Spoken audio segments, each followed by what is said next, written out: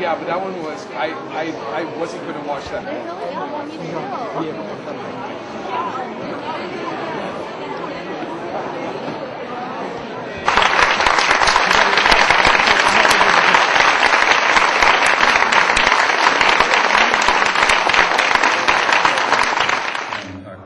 To Harvard University and the Kennedy School. Madam Park.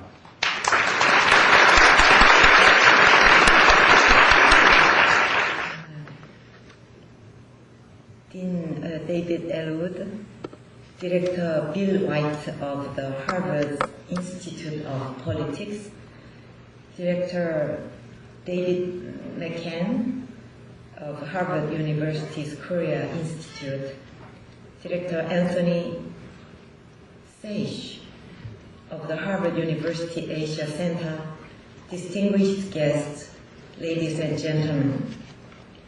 It is a great honor for me to share my thoughts today with the professors and students of world-renowned Harvard University.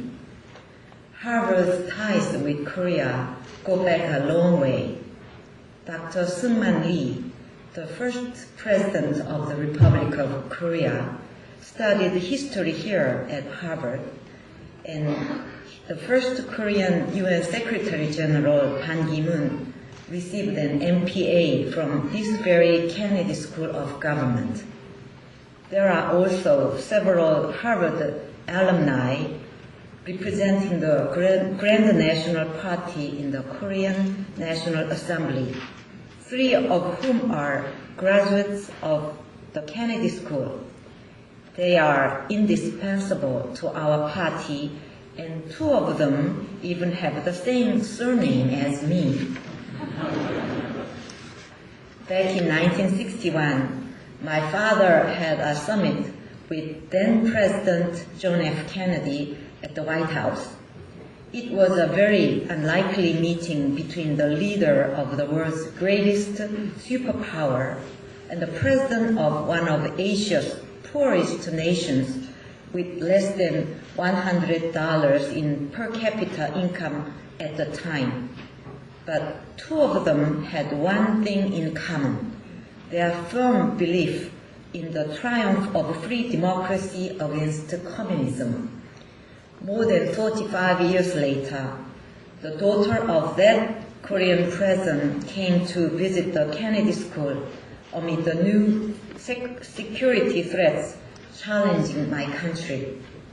Koreans believe that all encounters, even the one as trivial as brushing each other's sleeves on the street, originate from the ties that existed in our former lives. This belief shows how cherished we Koreans think of human encounters and relationships. In that respect, we are practically a family here, because I can sense a good rapport building with everyone here today and with Harvard and the Kennedy School. Ladies and gentlemen, I'd like to speak to you about the future of our 2 countries are to share. As a daughter of Korea, I'm proud of the past 60 years of Korean history. The nation suffered the devastations of war and the ensuing division of the Korean Peninsula. The Korean War destroyed the entire country and left millions dead or injured. But Korean people have risen above the tragedy. The per capita income of Korea in 1961 was a meager $82, but now Korea is projected to break the $20,000 mark this year. Korea's export rested at around $100 million in 1964, but it has soared to top $300 billion last year. In a mere span of 4 decades, per capita income grew by 250 times and export by 3,000 times. Back in 1968, Korea was capable of only assembling imported automobile parts from the United States, but today, Korea is the fifth largest automaker in the world. Nowadays, it is not that hard to spot Korean-made cars on the streets of America. Mobile phones made in Korea have become the most sought-after items around the world, and Korean computer and semiconductor manufacturers are dominating the global market. In Japan and China, Korean films and dramas rival Hollywood movies in popularity, and albums of Korean singers climb to the top of the music charts and break sales records in the Asian market. A poor and hopeless nation in Asia has performed a miracle. Korea has something else I'm proud of.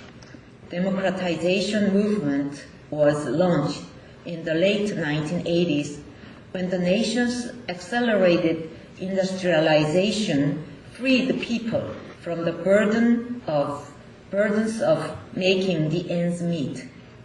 My highest respect goes to the countless people who worked up the courage and sacrificed themselves during the struggle to realize democratic values. Democracy would not have flourished in Korea like now if it had not been for their sacrifices. Such phenomenal achievements of Korea are called miracle on the Han River, but Koreans do not think of this as only a miracle. When you see as a miracle today is also a deserving result of Korean people's hard work and indomitable spirit. However, Koreans are well aware that we were not alone in accomplishing such incredible feats. We had good friends who supported us during the hard times. America was one such friend, the closest and most supportive one. Actually, America was more like a brother than a friend. Today, I had an opportunity to drop by a memorial chapel in the campus. There, I saw a list of names engraved on a plaque. Those were the names of Harvard students who died fighting in the Korean War. The freedom and prosperity enjoyed by the Korean people today was gained through the blood shed by your brave alumni. I would like to take this opportunity to thank the American people who lent us a helping hand during Korea's growth. Nonetheless, Korea's dream of building a truly great nation has not been realized yet. Korean people and I dream of a future for our nation, a future in which we build a country that is more prosperous, more just, safer, and contributes more toward international peace and prosperity. And I think reestablishing a new Korea-US relationship is one of the requirements needed to realize that future. I'm well aware that some Americans are disappointed over Koreans' changed views of America. However, I want to tell you that in order for you to understand the changes in public sentiment, you must understand the gravity of the pain that Korea is experiencing. No country can be free from the growing pain, but the pain gripping my country is unique to Korea, originating from the nation's past. This pain appears to emanate from some key contrasts in society: liberty versus equality, growth versus welfare, market versus the state, small government versus large government, past versus the future, inter-Korean alliance versus Korea-US alliance, pro-America versus anti-America, and autonomy versus dependence. Such contrasts have plunged the Korean society into chaos and stagnation. Of course, some may think that these issues are ideological confrontations also observed in many other nations around the world.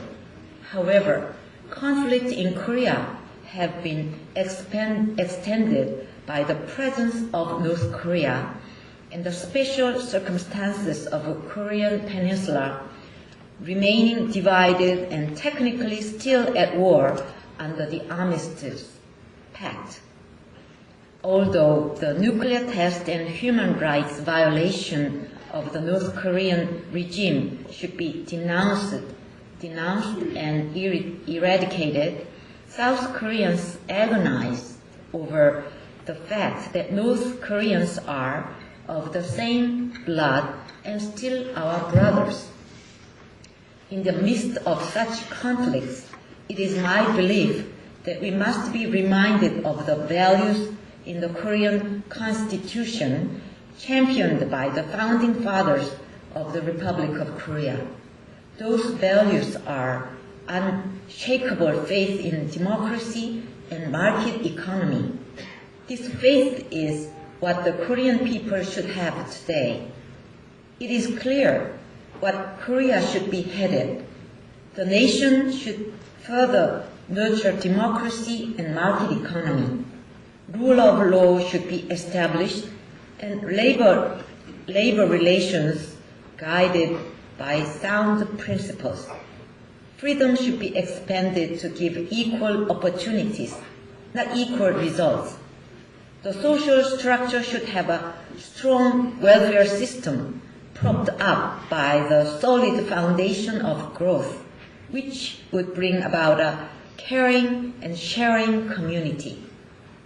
It is also clear where Korea should be headed in foreign affairs. The nation should engage the practical diplomacy that serve national interests instead of judging everything by the separated yardstick of independence or dependence. The Korea-US alliance should also mature in a way that befits the 21st century. Our two countries should become economic partners that grow and prosper together, as well as security allies who safeguard free democracy and contribute toward the peace in Northeast Asia and the world. It is my life mission to guide the nation toward the right direction. I will do my best to carry out this mission. Professors and students of Harvard, I now wish to speak on two urgent issues facing Korea and the United States. The first issue concerns the future of the security alliance between South Korea and the United States. South Korea is facing grave security challenges from North Korea. If the Korean War in 1950 was the first crisis, the situation we are in right now can be considered as the second security crisis.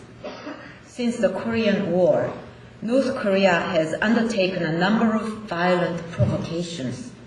North Korea sent armed spies to attack the presidential Blue House in Seoul, carried out a bombing attack against a South Korean president and his entourage in a foreign country, blew up a Korean air passenger plane, instigated a fatal naval clash in 2002 that left 6 Korean sailors dead and the list goes on. My mother was shot to death by a North Korean agent in 1974. I was only 22 years old when I was thrust in to fill my mother's place as the First Lady. But even then, North Korea was not armed with nuclear weapons like now. Nuclear tests conducted on October 9, 2006, hurled Korean security to a dangerously unfamiliar terrain. Now the future of South Korea hinges on how we can successfully deter the security threats from a nuclear North Korea and secure peace and stability to power Korea's sustained growth.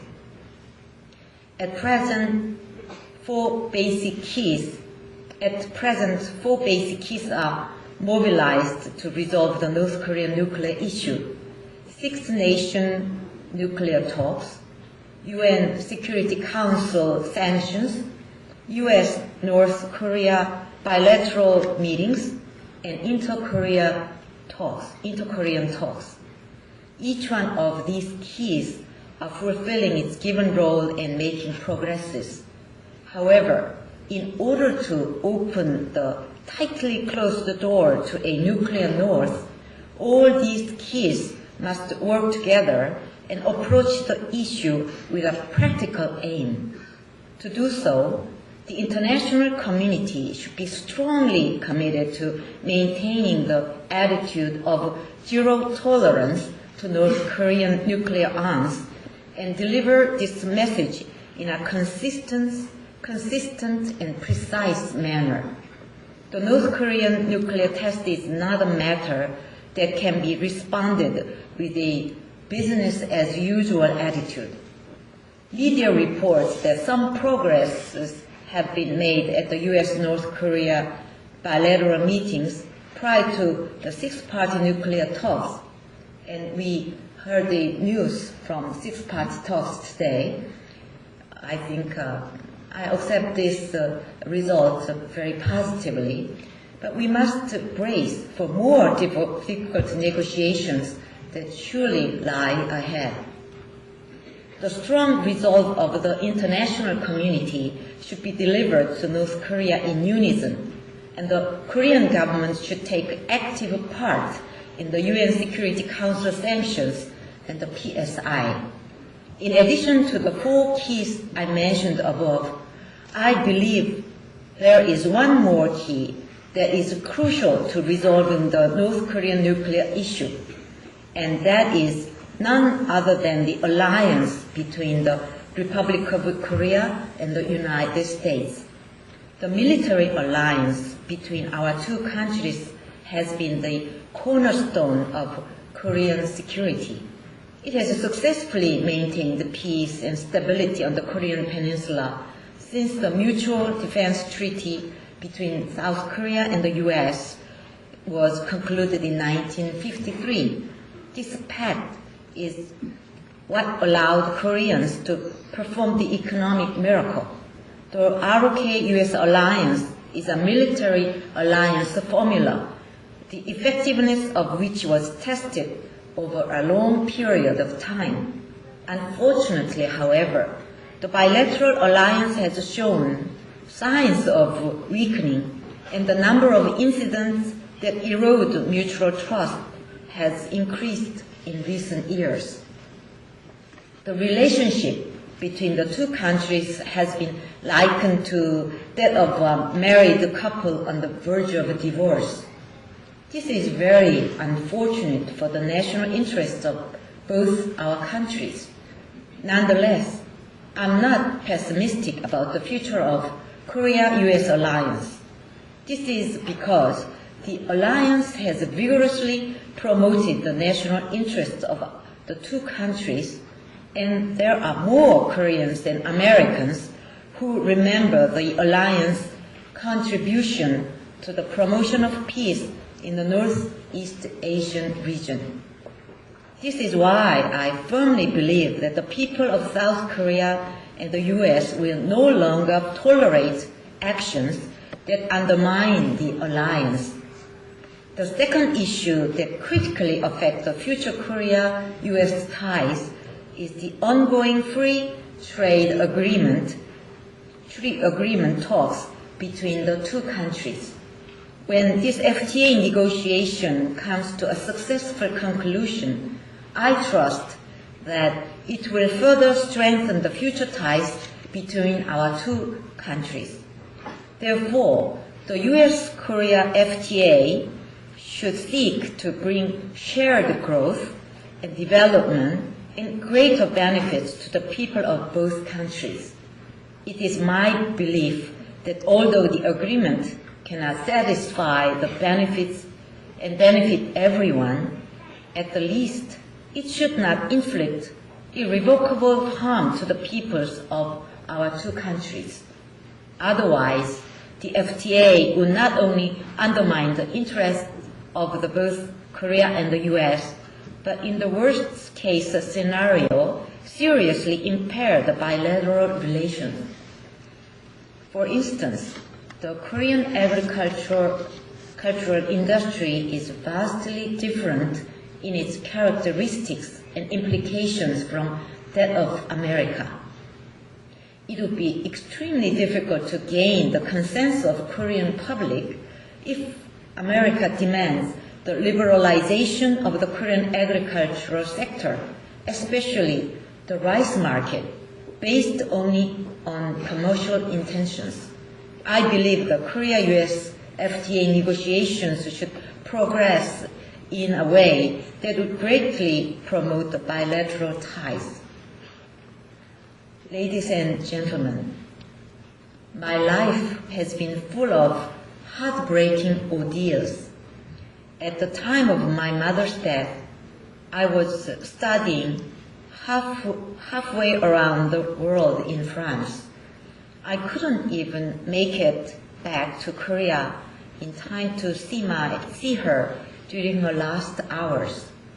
But instead of being given the time to grieve for my mother, I was rushed to fill the vacant position of the First Lady. Only a few years later, I had to see my father pass away in the same manner. It was so painful for me at the time that it hurts to simply breathe. Everyone suffers one sort of a trial or another during one's lifetime and tends to think one's hardship is the most unbearable one. I was that way too. I even published an essay entitled "If I Was Born in an Ordinary Family," to tell the world how hard my life was. Well, it didn't sell. That was another painful ordeal for me. But what brought me out of that misery and compelled me to go into politics was the hardship that hit my country. I lived 18 years as an ordinary citizen after I left the presidential Blue House upon my father's death. But 10 years ago, I saw my country slowly falling apart from the fallout of the worst financial crisis in the nation's history. That's when I started my political career, determined to live my life not only for myself, but for Korean people. I call the upcoming Korean presidential election in December as a historic one. This election will determine whether Korea will slide back into oblivion or take a giant step toward a better future. The fate of the Korea-US alliance also hinges on this presidential race. Despite the passage of time and changes in the world environment, Korea and its people should never forget the noble sacrifices made by young Americans during the Korean War. Former Korean Prime Minister Han Bin-lee was studying at the Harvard business school when the Korean War broke out. When he heard about the war, he left school to ask General Douglas MacArthur to fly him home, and then went on to work as an interpreter for American officers. There are numerous stories, such as this one, testifying to the strong, heartwarming ties between our two countries. The Republic of Korea and the United States share common values: freedom, truth, and justice. Between us, we have 50 years of protecting these common values with our blood, sweat, and tears. If given a chance, I will design a new future for the Korea-US alliance through candid dialogue with America. I will set up a sturdy foundation that could sustain our bilateral alliance for another 50 or even 100 years. I will demonstrate my leadership by providing new visions for the future bilateral alliance and convincing the Korean people of a brighter future. I have only one objective. I'm in to save my country. Thank you very much.